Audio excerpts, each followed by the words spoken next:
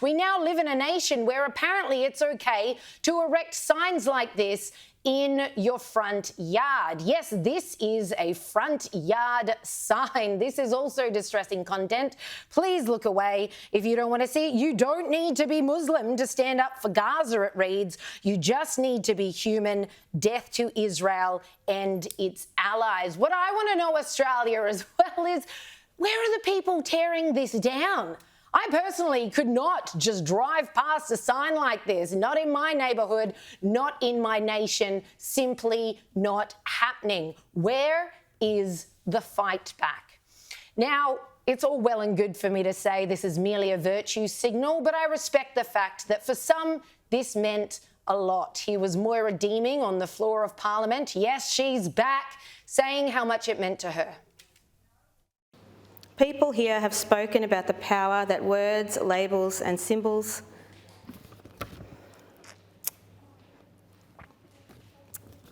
can have to vilify and to incite hatred and violence against innocent people.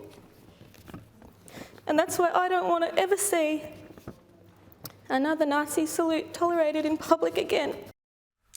Now, as a free speech absolutist, that includes freedom of expression, I've got to respectfully disagree with Deeming. I don't think we stomp out these vile ideologies by driving them underground. Free speech, freedom of expression allows us to smoke out these vile human beings out from among the rest of us. Please keep expressing yourselves. Then we know who you are and where to find you. I gotta say, I just think banning these kinds of things, firstly, you don't know where that's going to end. What's next? The cross, the hammer and sickle. Sure. I mean, the Crusades were fought under the cross. That's seen plenty of bloodshed in its own time, etc., and so on. A lot of these religious ideologies are attached historically to a lot of bloodshed and devastation. I don't think stamping these symbols out actually achieves much. And it bears mentioning New South Wales did the same thing just last August.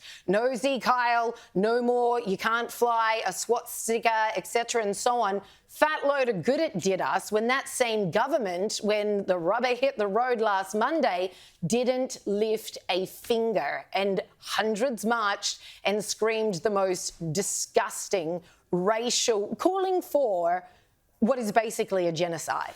Yeah, I think this is there's two things. The first is, if you're going to say you're not going to tolerate hate speech and you're not going to tolerate symbols that promote genocide, then I don't see how you can ban the Sieg Heil and yet have people actually, literally, explicitly calling for the death of all Israelis or the death of Jews and say, oh, well, that's just pro-Palestinian. It doesn't mean they're pro-Hamas. So that's just insane. And again, I'm struggling to get my head around what our politicians are even thinking when it comes to dealing with these things. Can I ask